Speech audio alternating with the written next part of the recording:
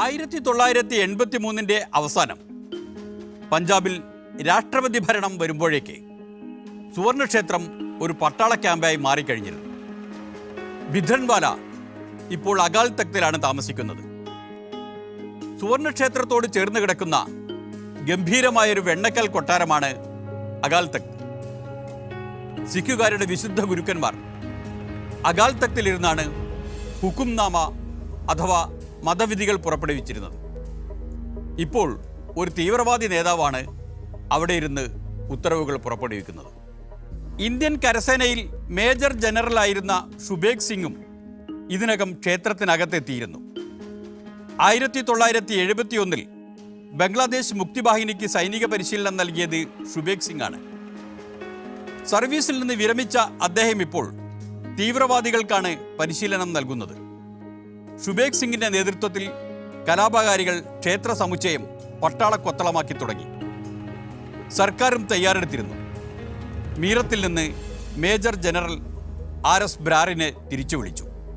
സുവർണക്ഷേത്രത്തിൽ നിന്ന് തീവ്രവാദികളെ തുരത്താനുള്ള ചുമതല ബ്രാറിനു നൽകി. ഭിന്ദ്രൻവാലയുടെ നാട്ടുകാരനായ ജാട്ട് സിഖാണ് ബ്രാറും. ജനറൽ ഷുബേഗിനോടൊപ്പം മിലിറ്ററി അക്കാദമിയിൽ പഠിച്ചതുമാണ്. ജനറൽ ബ്രാറിന്റെ ദൗത്യത്തിന് ഓപ്പറേഷൻ ബ്ലൂ സ്റ്റാർ എന്നാണ് പേരിട്ടിരിക്കുന്നത്. സാധ്യമെങ്കിൽ സുവർണക്ഷേത്രത്തിന് കേടുകൂടാതെയും ജീവഹാനി ഏറ്റവും കുറച്ചും 48 മണിക്കൂറിനകം തീവ്രവാദികളെ പുറത്തെത്തിക്കണം എന്നാണ് കണക്കാക്കിയത്. അമൃതസർ നഗരത്തിന്റെ നിയന്ത്രണവും പട്ടാളം ഏറ്റെടുത്തു. 1984 ജൂൺ 2 ചെറുപ്പക്കാരനായ ഒരു സിഖ് പട്ടാള ഓഫീസർ തീർത്ഥാടകന്റെ വേഷത്തിൽ സുവർണക്ഷേത്രത്തിനകത്തേക്ക് കയറിപ്പോയി. ക്ഷേത്രത്തിനകത്ത് തീവ്രവാദികൾ നടത്തിയിട്ടുള്ള സന്നാഹങ്ങൾ കണ്ടറിയുക എന്നതാണ് ഉദ്ദേശം. അന്നു രാത്രി തന്നെ പ്രധാനമന്ത്രി ഇന്ദിരാഗാന്ധി ആൾ ഇന്ത്യ റേഡിയോയിലൂടെ ജനങ്ങളോട് സംസാരിച്ചു.